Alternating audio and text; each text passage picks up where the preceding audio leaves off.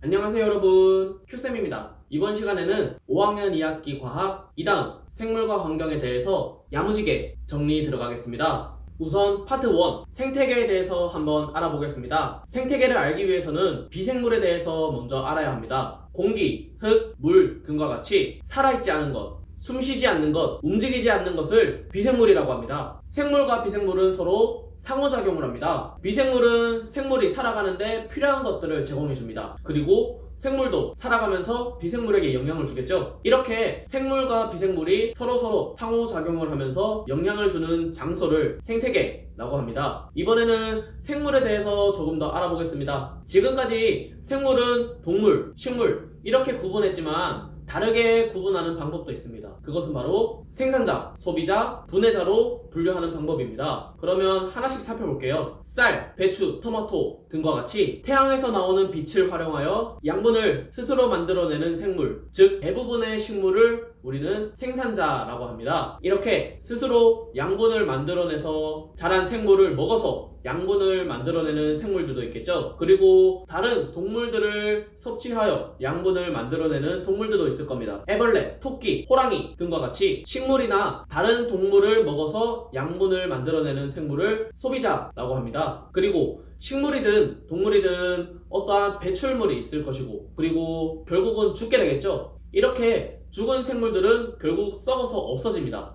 썩는다는 것을 분해된다 라고 하는데, 곰팡이, 세균, 버섯 등과 같이 배출물이나 죽은 생물들을 분해해서 양분을 만들어내는 생물을 분해자라고 합니다. 정리하자면 생물은 양분을 만들어내는 방법에 따라 생산자, 소비자, 분해자로 분류할 수 있겠습니다. 그렇다면 생산자나 분해자가 없어진다면 생태계는 어떻게 될까요? 생산자가 없어지면 그런 생산자를 섭취해서 양분으로 만드는 동물들도 없어지겠죠. 그리고 그러한 동물을 먹어서 다시 양분을 만들어내는 동물들도 멸종할 거예요. 결국은 다 멸종하게 되겠죠. 분해자가 사라지게 된다면 분해하지 못하기 때문에 우리 주변에는 죽은 생물들로 가득 차게 될 거예요. 그리고 배출물 또한 분해하지 못하니까 아주 생각하기도 싫습니다. 이렇듯 생산자, 소비자, 분해자는 서로 영향을 주면서 생태계는 균형을 이루고 있습니다. 다음은 파트 2 생물들의 관계에 대해서 한번 살펴보겠습니다. 생태계 생물은 서로 먹이 사슬과 먹이 그물 관계를 맺고 있습니다. 먹이 사슬이 무엇일까요? 예를 통해서 한번 살펴보겠습니다. 들판에 있는 벼를 지나가던 메뚜기가 먹습니다. 그런 메뚜기를 유심히 보고 있던 개구리는 메뚜기가 가까이 오기만을 기다렸다가 확 낚아채서 먹습니다. 또 그런 개구리를 뱀이 기다렸다가 자신의 양분으로 쓰게 되겠죠. 이렇게 벼, 메뚜기, 개구리, 뱀처럼 먹고 먹히는 관계가 한 방향으로 사슬처럼 이어져 있다라고 해서 먹이 사슬이라고 합니다. 이 먹이 사슬에서 벼는 생산자, 그리고 메뚜기, 개구리, 뱀은 소비자에 해당되겠죠. 그런데 소비자를 조금 더 구분해 볼게요. 벼를 먹는 메뚜기는 1차 소비자, 그리고 메뚜기를 먹는 개구리는 2차 소비자, 개구리를 먹는 뱀을 3차 소비자로 부를 수도 있습니다. 또 뱀을 먹는 다른 무언가는 4차 소비자에 해당되겠죠. 이번에는 먹이 그물에 대해서 한번 살펴보겠습니다. 들판에 펼쳐진 벼는 메뚜기만 먹는 게 아니죠. 지나가던 토끼, 참새 역시 벼를 먹는데 동참할 수 있습니다. 그리고 참새는 벼를 먹다가 뱀에게 잡아먹힐 수도 있고 날아다니는 매에게 잡아먹힐 수도 있겠죠. 토끼도 마찬가지일 것입니다. 이렇게 생태계의 먹이 사슬이 여러 방향으로 무수히 많이 존재하는데 이러한 관계를 먹이 그물이라고 합니다. 우리 주변의 생태계는 먹이 사슬과 먹이 그물이 적절하게 균형을 이루고 있습니다. 이것을 생태계 평형이라고 하는데 이러한 평형을 이루기 위한 조건이 있습니다. 바로 생산자의 수가 가장 많고 1차 소비자, 2차 소비자, 3차 소비자로 갈수록 그 수가 줄어들어야 됩니다. 이러한 수를 그림으로 표현하면 피라미드 모양으로 표현되는데 이것을 바로 생태 피라미드라고 합니다. 생태계 평형이 이루어지는 원리를 생태 피라미드를 통해서 한번 살펴보겠습니다. 그림과 같이 1차 소비자의 수가 갑자기 늘어났다 라고 생각해 봅시다. 1차 소비자를 양분으로 삼는 2차 소비자의 수도 덩달아 늘어나게 되겠죠. 하지만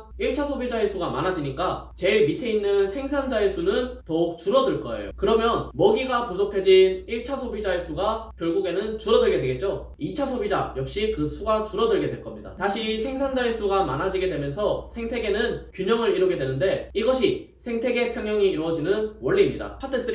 생태계 요소들이 각각 어떤 영향을 주는지 한번 살펴보겠습니다. 우선 간단한 실험을 통해 비생물이 생물에 어떤 영향을 주는지 알아볼게요. 사진에서의 실험은 콩나물이 자라는데 햇빛과 물이 어떤 영향을 주는지 확인하기 위한 실험입니다. 실험 결과의 차이점을 보겠습니다. 어떤 콩나물이 가장 생기가 있나요? 이 부분의 콩나물이 가장 생기가 있어 보이네요. 물을 주지 않으면 콩나물은 초록빛이 돌긴 하지만 줄기가 말라가게 되고 햇빛이 없으면 영양이 부실해 초록빛이 없이 가늘게 자라게 됩니다. 물과 햇빛이 둘 다 없으면 곧 죽을 것처럼 비실비실해지죠. 실험 결과를 통해 생물이 자라는 데는 햇빛과 물이 반드시 필요하다라는 것을 알 수 있습니다. 다음으로 생물이 환경에 어떻게 적응하는지 한번 살펴보겠습니다. 우선 적응이라는 단어의 뜻을 알아야겠죠. 특정 서식지에서 오랜 기간에 걸쳐 살아남기에 유리한 특징이 자손에 전달되는 현상을 적응이라고 합니다. 우리 주변에서 여러 생물들이 환경에 적응된 모습을 찾을 수 있습니다. 선인장의 굵은 줄기 그리고 뾰족한 가시는 건조한 환경에 적응된 결과이고 사막여우의 큰 귀는 사막에서 받은 뜨거운 열을 몸 밖으로 배출하기 위해 적응된 결과입니다. 이것 외에도 모든 생물들의 모습은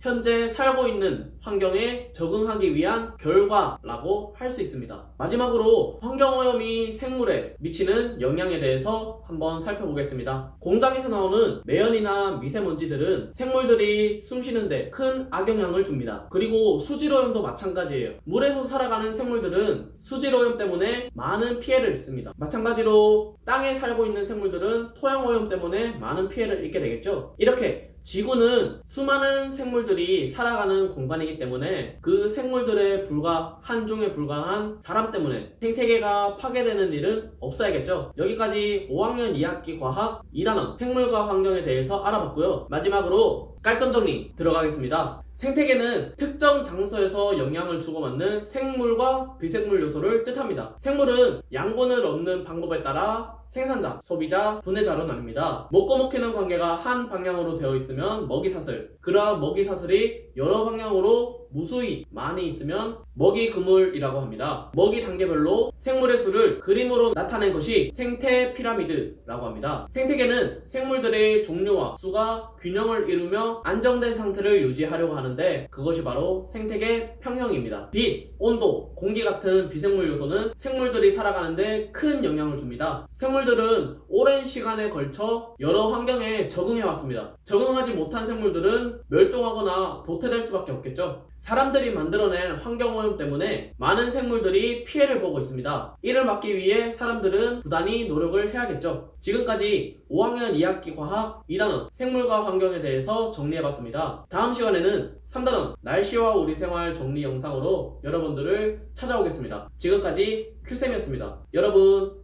안녕.